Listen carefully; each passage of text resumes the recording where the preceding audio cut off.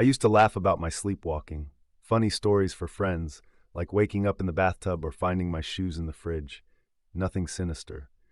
But last Friday, I woke up freezing, skin caked in mud, and clutching something so wrong it made my stomach lurch. It was a finger, not mine, cold, pale, and severed clean at the knuckle, dirt under the nails. I almost convinced myself it was fake, a prank, until I noticed the blood and the chipped pink polish. I scrambled for answers, thinking maybe I'd had a breakdown, or someone was messing with me.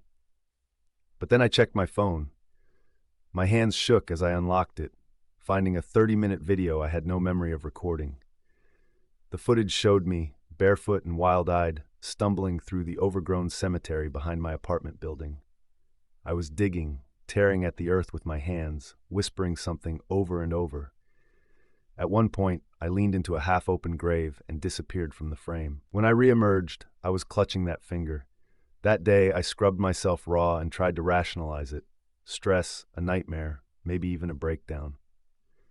But when I returned to the cemetery to see if any graves had been disturbed, I found fresh soil, a tangle of uprooted grass, and a tiny gold ring glinting in the dirt.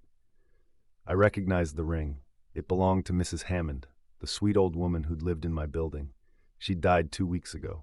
Her grave marker stood right where my video ended. Now, every night I set up cameras, desperate to catch myself before I wander. But the footage gets worse.